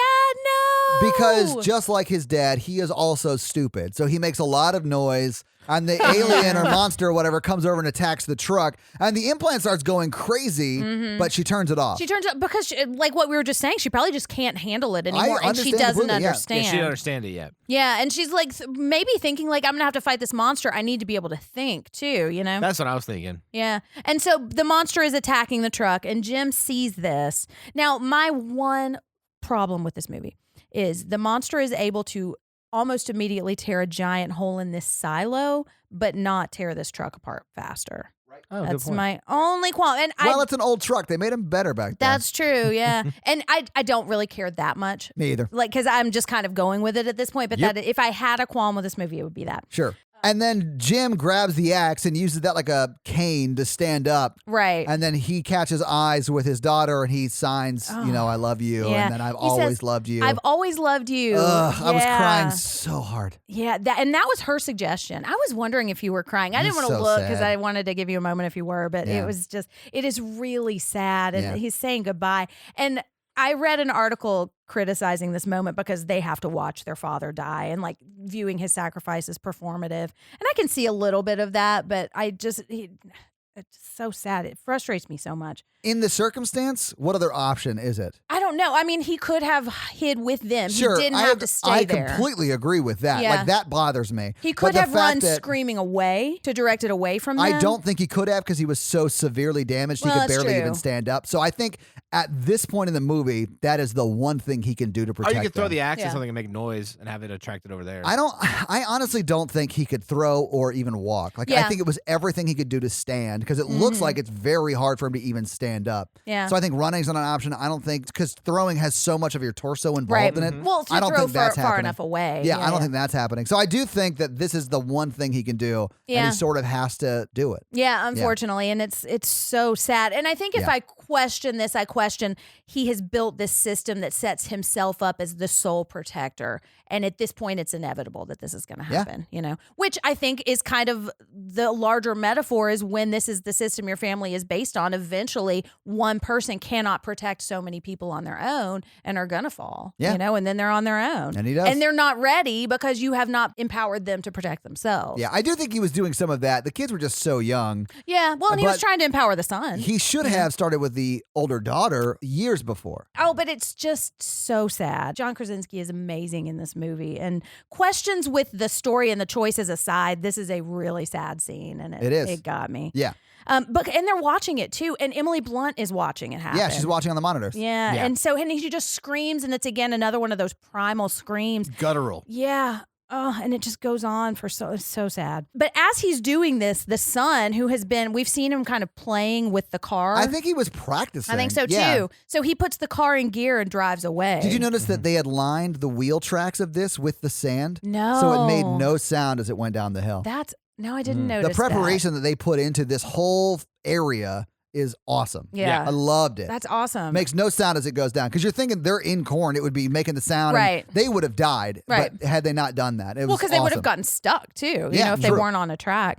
Yeah, and so we're seeing them driving back to the house or rolling back to the house as the sun is coming up, and Emily Blunt goes out and gives them both a hug, and they're crying because they've all just seen their dad die. And yeah, they hear a monster coming, and so they go down into the basement. And correct me if I'm wrong, but this whole night sequence, it's only been one monster the whole time? Yes. Okay. I think so. No, I think there were two at one point. I Yeah, think there's there two were at one two, point. but- One Because there was wandered one off. Okay. point when she was down in the basement, and then we saw another one up at the thought door so. when she was Okay. in labor. Okay. That one got bored. Yeah, He was like, "You got this. I'm out." Yeah, Yeah. it's the Mikey of the group. he went to. I'm gonna go back to that waterfall. He got a Peace. text. He Yeah. was, but so they go in and they go down in the basement, and she hesitates at the top of the stairs because this is the room that he's always told her she can't go down in. And so she's The going. daughter does. The daughter does. Right. Yeah. And she's going down. And I was like, "Watch the stairs," because I was so afraid somebody else I was know. gonna step We on were the literally snail. all saying Oh, that. yeah. Yeah, but they don't. They get down, and she's looking around, and she's realizing, like, now that her father is gone and she can't say anything to him about this, she's realizing how much time he's been spending trying to Help her. Yeah, exactly. Yeah. And it's so, and also seeing all of his research that he's been I mean, doing. he has been learning audiology Right. to try and help her. If he had involved her in this, if he had not seen himself as the sole provider, I think he could have figured this out together and Yeah. would not have had to die. But they don't. And so, and So he dies. exactly. Bye. Yep. But so they're down, and this is one of the things that I love because she gives the baby to the son, and he Yeah. goes over. And so now, and when I look at this as a larger metaphor for the patriarchy, once that repression of the gender norms is gone, and she can say, "Hey, son, I think you would be good at caring for this baby right now. I need your older sister to help me. We are going to try to stop this thing." That's when they're able to save themselves. Yeah. Once that repression is gone. I think this whole movie is all about how the patriarchy fucks up families and men in particular. Yeah, I think so too. And I say that I don't think John Krasinski is intentionally trying to hurt anybody or thinks he's doing anything wrong. And I don't think any Do you mean as the director or the actor in the movie? Like the character he's playing isn't character. trying the to. Okay, character. okay, Yeah. I don't think he has bad intentions. I think this is the role he's grown up in. Yes. And this is what he thinks his role is and Right. can't see outside of But I that. think this is him as the writer director. This is his intention. This is the point he's trying to get across. You think so? I think so. I would love to think I would that. assume so because that's Yeah. all I got out of Because it. it's so clear too, Yeah, because this right. is when they overcome it, when they are finally allowed to use their voices and their gifts as people. And I'll you say know? for me to see it, it's got to be much more drastic than it is for you to That's see true. it. Yeah. So I think it has to have been his intention. Well, the first time I was so caught up in my feelings that I was just like on the ride. Yeah. This movie's so tense. on a first watch, it's hard to pick up any deeper meaning. It is, yeah. And Because I saw it's so suspenseful. It is. Yeah. She hands the baby to the son, and they go and hide behind the pipes that she was hiding behind earlier. Emily Blunt grabs a shotgun. Which is gonna do nothing. Like Right. they have established a world in which these monsters or whatever are bulletproof. Well, and so she is going around and she's seeing all these implants, and she She being the daughter at this yeah, point. the daughter is, and she's holding him, and the mom goes over and they have a moment where they cry and they're like, yeah, he did love you. This is what he wanted for Right. you. Yeah, the monster starts to come close to the house and the lights start to flicker, and then it comes down into the basement. Yeah, and it's right next to them, and she's pointing the gun at it, knowing it's probably not going to do anything. But then we start to see its head open up a little bit. Yeah, because it's listening for where they are. It is. Well, and it's also seeing all of the TV monitors, I think. Well, it's hearing the static. It is, yeah. That's messing with them, and so it like knocks the shit out of all the televisions. Yeah, but this is when the daughter, Reagan, starts to, oh, wait a second. That's sort of vaguely familiar or similar to what happened to me she starts in to the put corn it together. silo. Yeah, And then it goes completely silent as she's putting it together. yeah, and I loved that. Me too. I thought it was great. And then she very slowly figures it out. Yeah, This felt like it took forever because It I was did. like, do it now. I Do it now. know. What are you doing? because But- we already know I that know. that's happening. It was probably yeah. like 5 seconds, but it felt like 4.5 hours. Anyway, she figures it out and turns her implant on, which hurts her, Yeah. but also hurts the alien. I love the alien design because everything. Creature design. We don't know if it's an alien. Whatever. Yeah, The that's monster, fair. yeah. That's fair. The creature design I love because it's like the panels on its head that opens up all channel sound towards the ear holes or whatever they are, which I thought was Well, its head is like awesome. basically one ear, It's one, yeah, giant ears. Yeah, it like funnels it all to the ear hole, which I Right. thought was awesome, but also makes sense because that's their armor and what happens makes sense. She like realizes it's giving a lot of feedback. Then she takes the implant off and puts it into the microphone. the baby starts crying. well, too. yeah, but the only thing that alien can hear is the sound of Right. the Yeah, it's the freaking cochlear out. implant. It's yeah. like seizuring. And she realizes, and the mom realizes it too. And so she takes the implant and she slams it onto the microphone, and it starts freaking out and like She sure does. The And mom puts it together a lot quicker. She's like, oh. Turns around like, Yeah. oh, Well, good for you. she doesn't figure it out until Reagan figures it out. right. Yeah, Right. But so it feedback freaks out and falls back into a bunch of cells, and we think it's dead. well, Yeah. we do think it's dead. We do. I Yeah, thought yeah. it was dead for sure. Well, then it broke the armor plate. Like, It did. It Yeah. can't control its own armor plates on its head anymore. And so now when it comes back, the mom just shoots it in the head because its armor plate has been broken, and then it falls down and it's dead. yeah. Oh, so it's glad this so- happened. Yes. And then on the monitor, they start to see all the other ones running Just towards two. them. Because in the beginning, in the middle, it says well, there's only 3 in the area. Yeah. Yeah. So the other 2 are running quick because the gunshot is very loud. Yeah. And they look at each other, and it's I oh, love it's so this part amazing. I so might cry talking much. about this because she goes over and she turns the volume all The the way decibels up. all the way up, yeah. Yeah. And then they look at each other, and Emily Blunt just smiles and cocks the shotgun, and that's it. And fade to back. Roll the credits. It was the best ending. Badass I ending. loved so it. amazing. And it I- made me so excited to go see the second one, even though Yeah. I'm so scared to go see the second one. Ugh. But it was just the perfect note to end this such a dark movie on because it's so empowering. Yeah, You know? it's so And I good. think there's a metaphor to be used, like they turn the volume up once they're finally allowed to use their voice and Right. they're Yeah. working together. And that's what ends up taking over the monster. And Yeah, it's really good. But that's the movie. that's the movie. And I didn't cry, guys. Well, not Almost. during the I episode. teared up, well, I Yeah, teared yeah. up a little bit. We Oh, both I did cry. We in the both movie. cried during the movie, yeah. Having watched the movie, having talked about the movie, let's do some final thoughts. So what did you guys think about it? No, I'm kidding. I loved it, and Yeah. I liked it a lot more the second time too. Yeah. I love this. I think it's probably one of the best horror films of the last decade. For how much I hated this movie, but also really think it's an amazing, amazing movie, that just speaks to how good it is. Because I think everyone should see this movie. Like, Yeah. whether you hate scary movies or not, suffer through the scares because it's an amazing movie. But I hated watching it because it's uncomfortable and it's super scary, but it's an amazing movie. Yeah, it's done really well. It is. And the too. jump scares, I don't think are cheap jump scares. Like Yeah. I made fun of The Nun or hated The Nun so much because it was 10 times the jump scares of this movie, but a tenth of the plot. There's just no sound in this movie. There's like only ambient sound. The characters don't talk. There's a level of tension that's really high. So anything is a jump scare, I know. basically. So I'm not as mad watching this movie because the movie is so good, like when I was watching The Nun because the movie was so bad. But it was like the same level of scary. Oh, you were very scared. I fucking hated The Nun, man. But anyway, movie's great. I loved it. But I'll never watch it again. All right, well, let's talk box office. So what do you guys think the budget for this movie was? I know. All right, so Mikey, it's only you to guess. What do you think? 15 million. All right, well, it's $17 million. Woo! So Ah! very, Good job, very Mikey. close, yeah. And this did get a theatrical run and did pretty well in its theatrical run. So what do you guys think it made? And I'll just say worldwide in its theatrical release. I want to say 89 million. Okay, Mikey? I think it made like 120. Okay, so I'll just do domestic first. It was 188 million domestic.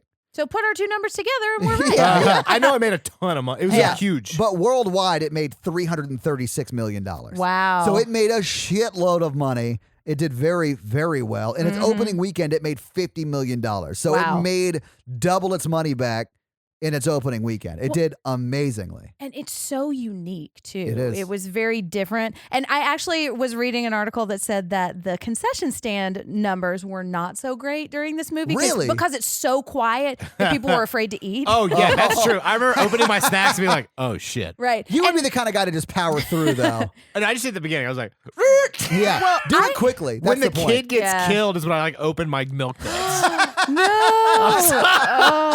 Well, and I have heard horror stories about people that went to see this in theaters that I had a really great experience where everybody in the theater was into it and quiet. But I've heard like people could hear movies from next door in the theater next door. I hate when and that I've heard that like if people aren't into it and they're laughing and talking the whole time, it really took you out I of can it, see you that, know? yeah. But I had a great experience with it. It did very, very well in the theaters. It actually made about an extra 17 million on domestic DVD and Blu-ray sales. So it's done very, very well. So let's get into some fun facts then, because that's all I have for box office. All right. So, kind of related, this was John Krasinski's third film to direct, but it was his first for a major studio. So, Really? Okay. Yeah. So, yeah, this was his first major studio directing film. And to like knock it out of the park like that is just amazing. Oh, he crushed it. You know, to direct and act. Well, and didn't he write it? Yes and no. The original script was written by Brian Woods and Scott Beck, and they wrote it in college and submitted it, and then John Krasinski got it and rewrote it. And so he added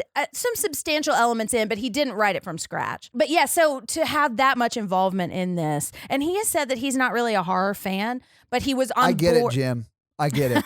Yeah. Hey, Jim, you want to come on a podcast? Yeah, listen, Jim, we are more We're than happy to looking for have Harvard. you. And honestly, if you're on the podcast, we'll call you John. You can wear your sweater too. Ooh. Thirsty Jen podcast. But he said that the premise of the family can't make sound and you have to figure out why was what hooked him into the role. Yeah, absolutely. They originally were not going to subtitle the film and they were going to have you pick up everything on context clues. But then when they got to the scene about when him and the daughter were having the talk about the cochlear implants, that's when they changed it. Yeah, that was a good change. I That think would have so been a too. huge mistake, I think. I think so too. I think it would have taken you out and made you too. not pay attention. Because you've been like, what the fuck is going on? Exactly. Yeah. There are only 25 lines of voiced dialogue in Jesus. this movie. And what I love about it is like those are really meaningful scenes Absolutely. when they do speak. Absolutely. Yeah. And it just shows the power of using your voice, you know. Jim, or John Krasinski, pardon me, actually played the monster in a motion capture suit. No shit. Yeah. I'm not sure if he did it for every single time, but I think he did in some scenes. That's awesome. Like maybe in the basement scene or something. Apparently there was a screening that was disastrous because they had not added all the effects for the monster in. So it was just John him. in like a rubber suit. Right. And so people were laughing hilariously at these parts. They thought that the movie was going to tank, but then they just made him not Jim anymore. Yeah. You know, that would just be like Jim creeping around the office, like fighting Dwight. Yeah, or I remember something. this was like a surprise hit. Like the studio didn't have a lot of faith in this movie, and then like word of mouth got crazy on this. Yeah, film. because Yeah. it premiered at South by Southwest and everybody like lost their minds about it. All right. So the kitchen raptors in Jurassic Park were a big influence for this scene too. I can see that. Yeah. So Millicent Simmons is the actress who plays Reagan, and she is actually deaf. Oh, yeah? Yeah, Awesome. she was deaf since infancy because of a medical overdose. So she would technically be late. Yeah, I know, man. Oh, man. I know, but I mean, she's doing well, you know. She's doing great. But she grew up with sign language and she helped the cast a lot. And she was, like we said, she was the one who suggested they change the line to "I have always loved you," which is one of the most impactful parts. I of think it. that is the most I think impactful so, part. too. Yeah. They also hired Douglas Ridloff, who was a deaf mentor who did a lot of coaching with them and kind of Awesome. Because authentic. everyone in this either already knew or had to learn American Sign Language. Yeah. Now, I say that as somebody who doesn't know it, but it feels very authentic. Right. And Yeah. I like how they designed the sign language dialogue to fit the characters, Well, and too. you could tell they were conveying a lot of emotions on their face while they signed. So you could tell like they weren't concentrating on the signs. Exactly. So this is not a hearing aid. It's a cochlear implant. And that's the thing, like the way you do that is it's like implanted and there's a little magnet inside your skull and that's what holds it on. Yeah. So what the device does is it translates vibrations in the air to nerve impulses in the brain, and the brain perceives that as sound. And so that's why it's working. And that I don't know if this would normally cause well, I guess monsters aren't real, so we wouldn't know. But that the feedback is because of the modifications he was making to him. Right. Cochlear implants don't cause feedback. So speaking of what the monsters are, down in the basement, you see some newspapers on the wall, and one of the headlines says, "Meteor hits Mexico with force of a nuke and multiple landing sites." And that's the most backstory we ever get about the aliens. I did not see that. Multiple landing sites leads me to believe that maybe it was just 3 landing sites and that's one for each of them, or there are a lot more than 3 around the globe. Yeah, I think like there's a lot more because there's a sequel. Well, yeah, but we also don't know if other cities are fine. I would assume that they're not, because then you'd go try and find help. Another Like thing after about 400 the days. subtlety Yeah. of this movie, because I never saw that newspaper clipping, but it's like Department of Defense is like, it sounded, Department of Defense says they're invulnerable. Like you could see like I saw that. the progression of the news stories. Yeah. And like they slowly lost. John Krasinski said he intentionally wanted to subvert that apocalypse trope of like, he was talking about seeing the speech by the president and then people like running and panicking, and he didn't want to deal with that because that's not what the story is. I feel like we're going to get that They too. were aliens, I I think so, guess. too. Yeah. Perfect. Thanks for your fun fact. That really explains a lot. And those are my fun facts. Well, thank you for your fun facts, Jen. Well, you're very welcome. Let's do the scary scale. Hey, listeners. Our scary scale is a scale we use to rank how scared we were when we watched this movie. It's not the quality of the movie, it's how scared we were today when we watched it. Our 1 example is Ghostbusters, our 10 example is Texas Chainsaw Massacre. All right, Todd, what you got? Because we watched this in the morning and it was very bright in here because the sun was coming through pretty much every window, I'm going to give it a 6. But had we watched this at night or in a movie theater, it would have been a lot closer to a 9. It's very scary. First watch on this was like a 9. Yeah. What would you say today, though? I'm going to say like a 4. Okay. All right. That's the first time you haven't done a 1 in a while, so that's very telling. The first time since Green Room. Yeah. Wow. And that was a 2. I'm like, I'm dead inside. Yeah. Yeah, I'm going to give it an 8. Yeah. I get that. Yeah. Because you're a parent. Like you just, yes. yeah. The You can parent relate connection. so hard. And yeah. like I have been through childbirth that is very similar to this in a lot of ways, and it got me. Absolutely. This is parent horror. Yeah. Like, but I mean, it's not so much that if you don't have kids, you can't relate. oh yeah, totally. Yeah. And I don't ever want to sound like condescending. Like, No, well, I don't because think you I'm did. a I just- parent. yeah. It's just I connect to this on a different level. Yeah, you I know? agree. It's like a higher level. Where you looking down at us? Well, I will say, not to mansplain what you're trying to say, but I'll say as someone who doesn't have kids, I can understand why this movie would be scarier for you because you have a kid that was that age. Oh yeah. You know what I'm saying? And when- I don't have that personal relationship to it. yeah, because you can't see that happen and not see your own children and not think, oh shit, what would I do? So this week, you guys made me watch A Quiet Place. What are you guys Yes. making me watch next week? Hey Todd, are you ever curious about what The Ring would be like if Disney and Harry Potter made it? Well, now I am. Because we were watching The Woman in Black next week.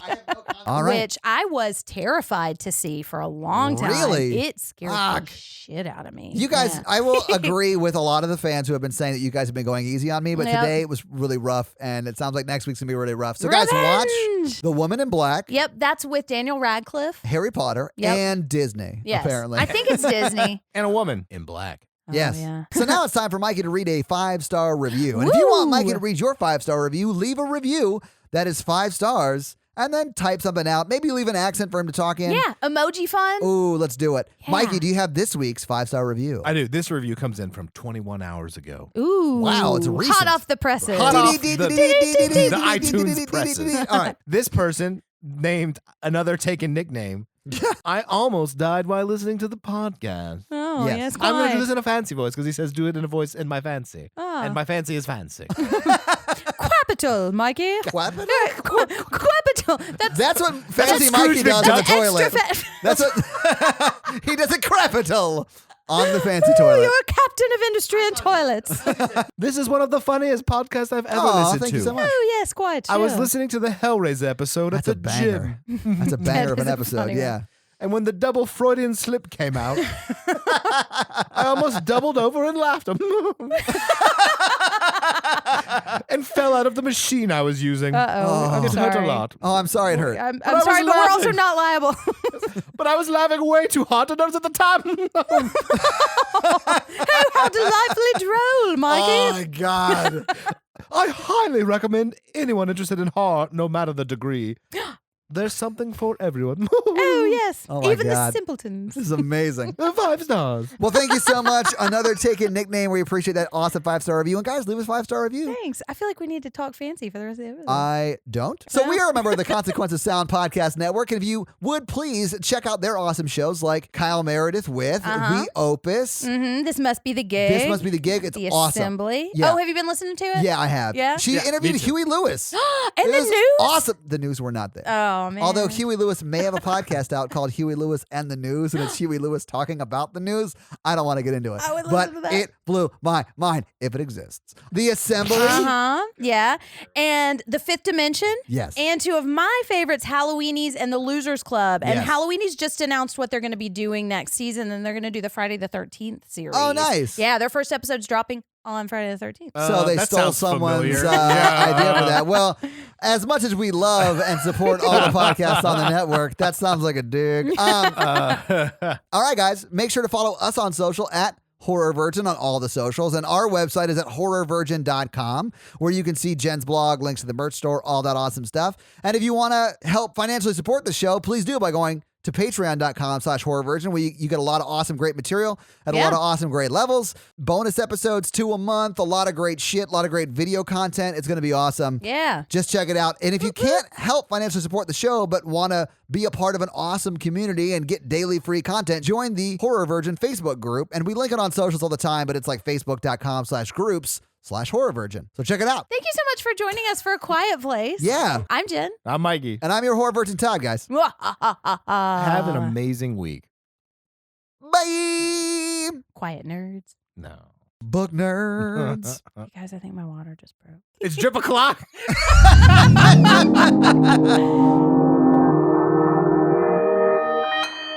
Consequence Podcast Network.